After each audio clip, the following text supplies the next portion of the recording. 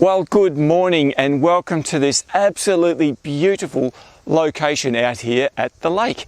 And today I want to go through a topic that so many of you have been asking me about for quite a long time. It's taken me ages to get to this, but I'm going to show you today how I make my YouTube videos. This is quite a complex subject and there's lots of elements involved. So without further ado, let's get into it. Now, my videos come in two distinct formats, and it's quite basic really. I have videos that I've recorded during the daylight, like this one, and I have videos that I record on location at nighttime when I'm shooting. And because I'm a solo shooter, I don't have anybody else to help me, that can take quite a lot of time and effort. And I want to go through some of the things that I do, some of the equipment that I use, and the procedures, etc.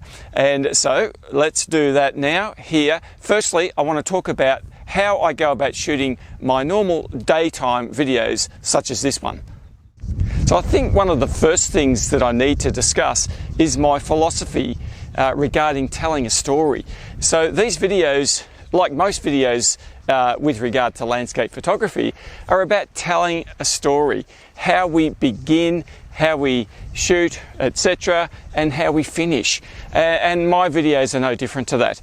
So that's why you'll see a lot of my videos where I'm driving in the car, or maybe sometimes getting into the car, driving along in the car, arriving on location, what I actually do on location when I get there. And I finish the story often by how I'm leaving a location or driving away. So the storytelling process is vitally important for my videos. I think everything that I do with my nightscape photography is an adventure, and I want to bring you along and involve you and immerse you as much as I possibly can in the experience of that adventure. So how do I do that? Well, let's get into the nitty-gritty of some of the gear that I use and the principles and concepts that I have in my mind when I'm out filming. Okay, so for pretty much all of my daytime videos, like this one here today, I use a Panasonic G9, and that's a micro four thirds sensor, which actually has a 2x crop factor. Now I'm using that camera right now. I will show you a little bit of B-roll to explain what it looks like. And I'm using lens-wise the Panasonic Lumix 12-35 f2.8. This is equivalent to a 24-70 f2.8 in full frame terms, just to give you a bit of a guide. The thing I love about this camera is, well, it's a small camera by camera terms. I mean, it's big for a micro four thirds, but small for a camera in general. The lens is really small, quite portable. And the thing that I love most about this setup though, it has a full articulating flip screen. So I can have a look and see, frame myself up and know when I'm in the frame. Now, a lot of you know I have a Nikon Z6, fantastic camera. It shoots awesome video, but it does not have a flip screen, and I cannot see what I'm doing without connecting some sort of external monitor. And in this run and gun situation, now that's exactly what I'm shooting here. I'm shooting run and gun video. It reminds me a lot of wedding videos, to be honest. The problem is, when I used to shoot wedding videos, I was the shooter. I wasn't the talent. I wasn't on screen. It's a whole new ball game when you're shooting yourself as a solo shooter, like I am, because I have to set everything up myself, and I've got to make sure I'm framed correctly, make sure I'm focused correctly. And that brings me to another point. All of my videos pretty much are run on auto settings. So I have auto exposure levels, I have auto focus enabled on the camera. Why do I do that? Well, because I just haven't got the hands free to be able to make any adjustments to those things. So sometimes a cloud comes over and changes the lighting. You've got to rely on the camera. Now that's why sometimes you'll see my videos will slightly go in and out of focus. The Panasonic focus isn't as good as some of the other brands, but it's not too bad. And so I've been pretty happy with that. Now recently I've come into possession of this little gadget, which is the DJI Osmo Pocket. Why did I get this? Well, this is a great little camera. It's got the gimbal on the top here, as you can see there. But the main reason I got this camera was to use inside the car. And I'm going to run through how I set that up now. Now, just before I do that, I almost forgot to mention the audio. Now, audio is so important to any video production. And I spend an enormous amount of time trying to get my audio correct whilst I'm filming. Now, I almost always, I would say 99.5% use wireless microphone systems. Now, up until last year, I used to use the Sennheiser lapel radio microphones. They are bulletproof, really rugged units, and in fact I had that for so many years, probably about 8 or 9 years, that I actually wore it out eventually, just by wear and tear. And when I was in Tasmania last year, you might remember if you look at some of those videos, there was occasions where the audio was getting very scratchy. It was because there was the input on the transmitter end, which I wore in my pocket, was coming loose, and I just couldn't fix it. I tried a few times. Eventually, at the end of last year, I changed over to the Rode Wireless Go system. And this is an absolutely awesome device. Now, hang on, I'll try and get it out of my pocket and show you what it looks like. This is it here. It's tiny, as you can see, really, really small. And that's the thing that attracted me most to this microphone system. It really has no footprint. And I've got this connected, as you can see here, to a lapel microphone, which is under my collar. You can hear it there. And I always hide the microphone under my collar to help with the wind. And often when I'm wearing jumpers and jackets and things like that, it makes a huge difference. Sometimes it can sound a little bit muffled, but generally speaking, the audio is pretty good. And so I can be out in a windstorm and still get really good audio. Sure, you've got to be mindful of where the direction of the wind is coming from. So if I've got the microphone under my right-hand lapel, and the wind's coming from the left-hand side, I'm likely to get wind noise. But if I position myself so that the wind is coming from the right-hand side and it's hidden under my right-hand lapel, I'm not going to get any wind noise. Now, this comes from experience. As I said, I've done a lot of wedding videos over the years and things like that, and I've always had microphones hidden on people in wedding parties and things like that. So I've learnt a lot by doing that. But the microphone and the audio is really important. Now, this Rode Wireless Go doesn't have anywhere near the range that my Sennheiser system had. So I've got to be closer to the, between the receiver and the transmitter. Otherwise I'll get audio dropouts. But for the videos that I do, not a problem. Okay, now I want to get back to the Osmo Pocket. So here it is. Now, the main use that I have for this is to record my in-car videos. So what I've done, I've created this little plate on the back of the thing, and I've screwed it on the bottom, and the idea of that is that I've put this magnetic CD holder in my CD holder here. Let me just get it out so you can have a look at it. Now that just sits in the car there like so. I put the magnet on there, and that just sits there magnetized to my dashboard. It's pretty basic, but you know, it works really well. The reason it works so well is because the light weight of this unit, it really doesn't weigh much at all. And the added benefit that I've discovered is because it has a gimbal, and the gimbal operates, it keeps the horizon level all the time. It doesn't matter if I put that on crooked, it still works. So I can, and the other thing is I can go over bumpy ground, and because of that gimbal, it keeps everything really good. So I'm absolutely delighted with the in-car footage from the DJI Osmo Pocket. Now, I shoot this at 2.7K, 50 frames per second. It is a 4K camera.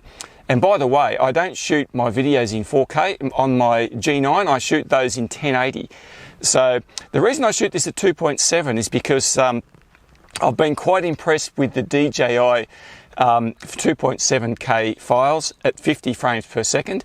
Same as what I use in my drone. I'll talk about that later.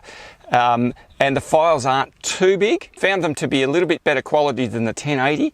So, you know, it just depends. You've got to experiment with these things. Now, the other thing that I've done is I've put a Polar Pro mount to hold everything here in place. So you can see there I've got a holder for my radio mic when I want to use it that way.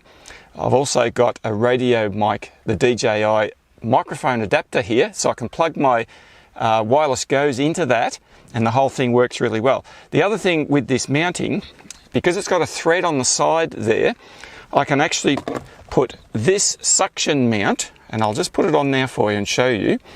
I can attach a suction mount like this, and then stick that up on the windscreen about something like that, and just make an adjustment with this ball arm I've got here and stick it out the front windscreen.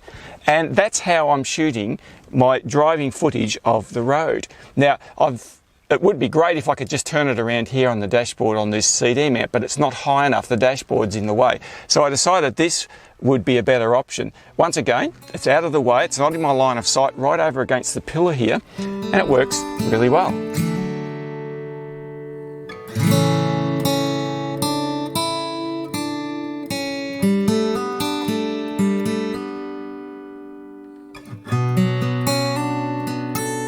Now, another accessory I've been using with the DJI Osmo is this little handle, and I'll just screw it into the side there like that, do it up, and then I can use that as a selfie stick. So that extends out like so. Now, I'm not particularly good at this selfie thing, so it's something that I probably haven't done enough practice with, but this extension arm here just gives me enough distance to be able to get the camera a little bit further away from my face. I don't really want my face to be filling the frame, so I like it to be just that little bit further away. And so as I'm walking around, I've got that arm extension, but not necessarily straight out like this, because that's a bit hard on the arm. Bent elbow helps, and having such a light camera makes all the difference. It makes it really easy to actually walk around with this thing, and it's not killing my arm. Now, just before I move on, here's one thing that I haven't mentioned yet, and it's about lighting myself for when I'm filming in the car. So up here, hope you can see that, I've got this little suction mount on the very top of the windscreen with a magnetic phone mount on it. Now, I'm not going to mount my phone there. What I've got is a tiny little LED panel light, and on the back I've glued on a little metallic strip. So all I need to do is go like that, and that just sticks up there, and I can move it whatever way I want it, turn it on, and I can just have it on a really low setting to light myself for my videos when I need to see myself inside the car. A lot of the times I'm just sitting on the side of the road somewhere talking to the camera, and it's pretty dark. I can use the interior lights, but this is a much better system. As well as that, I've got another one of those with a suction cup. Now, this is on a little articulating arm, as you can see there. And all I need to do with this, I've happened to have a sunroof in my car, which is really handy for this. So I can stick that up there like so, move the articulating arm wherever I want it to be. And I've got another light here, which I can use, turn that on, and I've got another level of lighting inside the car, which is really handy, and I can just move that around to anywhere I want it to point. Fantastic. Now, the Osmo Pocket is a really versatile tool, and you can mount it, because of its small size, just about anywhere in the car. Now, here's another spot.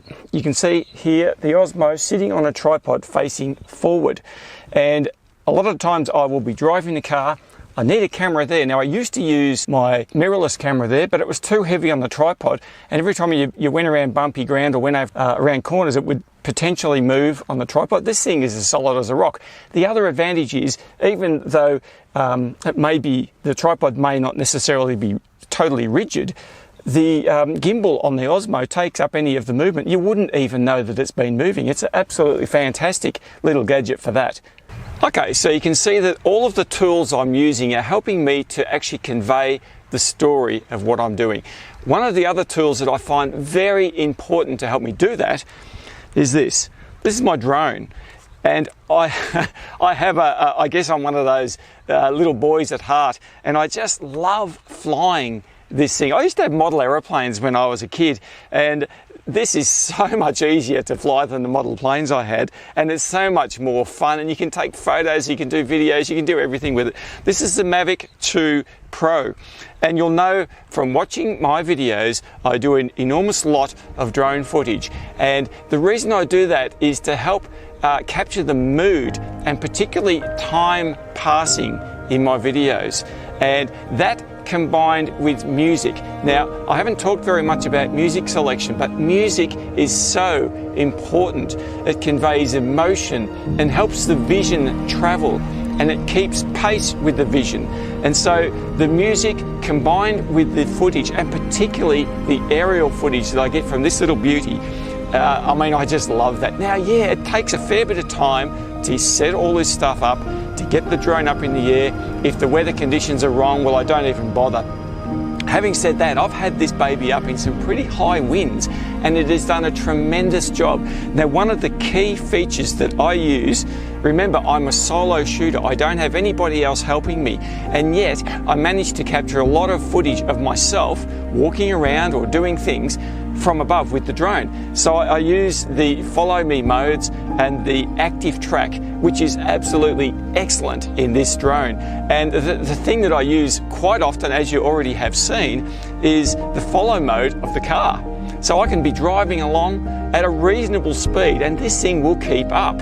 And I love to be able to reveal the countryside and give the impression that I'm coming from this small confined space that just contains me and the car, and suddenly it opens up to this grand landscape, and that really sets the mood and emotion for my videos. Now, when it comes to talking about B-roll footage, B-roll footage is I guess the complement to what's known as A-roll footage. Now, A-roll footage is the primary footage that we're looking at. So the scene, me talking to camera, all that other stuff. B-roll footage is what you capture to help pass the time, to segue between one section and another section. Now, one of the big things that I like to do is shoot the car traveling down a road or driving past a scene or coming into park or leaving a location. And usually what I do, I'll get a tripod like this really low down to the ground, put my camera on it, probably pre-focus it somewhere where I want it to be, hit record, jump in the car and drive right down the other end of the street and then drive past the camera. Now you can imagine that takes quite a bit of time, and B-roll footage takes probably twice as long as A-roll footage to record. Now, just before I move on from the B-roll section, one of the other filmmaking tools that I have used a little bit, quite sparingly actually, is a slider. So this is a simple device. All it really does is just slide from one end of the track to the other, and in doing so gives movement to the footage. So we stick the camera on the top here. This particular slider is a fairly cheap budget model, but you can program it to go from one end to the other continuously and change the speed. And I've done that on quite a few videos. Now, one of my most effective uses of the slider is to put it right down on the ground and just walk past it. And it gives you that sense of conveying, again, telling the story. And I think that's so important. One of the other uses that I've done with this, again, quite sparingly, is to mount it on a tripod and speak to the camera that's actually mounted on here as it's moving very slowly across the track here. And that works quite well, but I'm very careful not to overdo that, because if I do that, well, it just becomes cliche and I don't want it to be that. But it is a tool and I use it occasionally. So as you can see, there's quite a bit involved in putting these videos together. And you know, that's talking about daylight stuff. Now, I'm going to complicate the issue a little bit further here now by talking about how I actually shoot my nighttime on location videos. Now, I want you to remember that the goal of these videos is exactly the same as all my other videos. I want to tell a story. I want to create drama. I want to create some tension. I want to create some anticipation. And most of all, I want to try and create some beautiful footage. Now, of course, that's totally complicated by the fact that it's completely dark. And I have to add all of the light that you see. And that brings us to my next section, which is talking about how I light my videos for my Nightscape adventures. Now, I am going to talk about the lights that I use for my Nightscape videos, but before I do that, I want to let you know that I still use my Panasonic G9 as my A camera for my night videos. Now the reason for that is the same as what I mentioned to you before. It's small, compact, reliable, portable. It has the flip screen, which is critical, so I can actually see the framing when I'm over here. Remember, I'm doing this all as a solo shooter. I don't have anyone to help me, so I still leave it on autofocus, and I still use auto white balance. So basically auto exposure settings, even at night time. Now, when the light is good, that is not a problem. Now with this camera, it needs a fair bit of light to work at its best. So when I shoot all of my B-roll, I don't use this camera because I need a camera that's more sensitive to light. So that's when I use the Z6 with fast aperture prime lenses, and that's how come I can get the Milky Way and the sky and the stars and everything else. But I don't do that with this camera. This camera is my talking to camera device. So let's talk about the lights. Firstly, I have this light panel here. You can see it's an LED. It's got it's a Godox LED 308. So it's got 308 LEDs in there, a dimmable light, as these all are, which makes them really valuable. Now these lights are actually designed as video lights. You can see on the back here, that's got a Sony NPF battery, which I've got in all of these lights. So I can interchange them at any time if the battery goes flat. Very, very handy. Now, this light here is probably the one that I go to most often. This is my trusty Z96 video light. Now you've seen me, I use this all the time for my Nightscape images as well, to light up inside buildings, etc. Usually when I do that, I have the orange gel on the front. In this case I don't, because remember, I'm shooting this with the auto white balance, which is generally daylight white balance settings, so I don't want to have the orange gel. But again, it's got the same battery. And the other thing I have a lot of are these light stands. Now they're small, rugged, and very reliable. So I can carry a couple of these around with me, and as you can imagine, I've got a fair bit of gear. So when I'm shooting these night videos, I don't like to get too far away from the car, because if I do, I've got to lug way too much gear around. But anyway, this is my typical setup. Now you can see I've got a couple of those here. This light stand is a little bit chunkier, a bit bigger, which is good if it gets a bit windy. Sometimes I've got to weigh these down because the wind will blow them over. But generally speaking, this is my lighting go-to. Now, what I want to do is give you a typical scenario here of how I would actually set these lights up and my philosophy and my mindset for doing so. So I'm going to show you that now. So here's a typical scenario for how I would light up. Just imagine that I'm wanting to shoot in front of this old dead tree behind me here.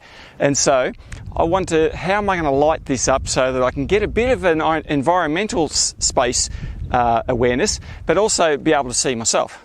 Let's do it. Firstly, I find my key light. Now this leads me to my principle here, is actually 3-point portrait lighting. Don't worry if this sounds a bit complicated, it's not really, but it's something that is a standard practice in portrait lighting. So I'll get my key light, which is the one that's going to light me, and put it about here somewhere. Now you can't see that, but it's just off camera. So I'm not lighting straight from the camera, I'm off to the side a little bit. Then what I'm going to do is I'm going to get this brighter light. This is the 308 LED, and put it back here, lighting up this tree. So you can actually see the tree behind. And what I have to make sure is that I stand in front of that so you can't see it. Now you will notice in some of my videos where I move around a little bit, suddenly that light becomes exposed. I get a bit too excited sometimes. Now the other thing that I will often do as well is grab a third light. So here's my 3-point lighting, and put it down about here, facing back straight towards the camera. But I have to be very mindful that my body shields that from the camera, and therefore I'll be standing a bit closer to the camera. So the point here is you can see the tree, you can see me, and this third light here gives me a hair light, or rim light as they call it, just to separate me from the dark background. Now, depending on what the background is, if it was a house or a big structure or something like that, then by lighting the structure, I've already got that rim light. But in most of the cases when I'm out here in the middle of nowhere like this, there's no lights around. I haven't got enough lights to light everything. So that's my go-to lighting setup. I just have to make sure that this key light here off to the side isn't too bright. And sometimes I'll look at the screen and say, oh, that's a bit hot. So all I do is move the light back a little bit further. I can adjust the dimness and make it brighter or dimmer, but sometimes just moving the light away helps with that. And yeah, that's pretty much my go-to setup. Okay, testing, 1, 2, 3, checking the audio levels.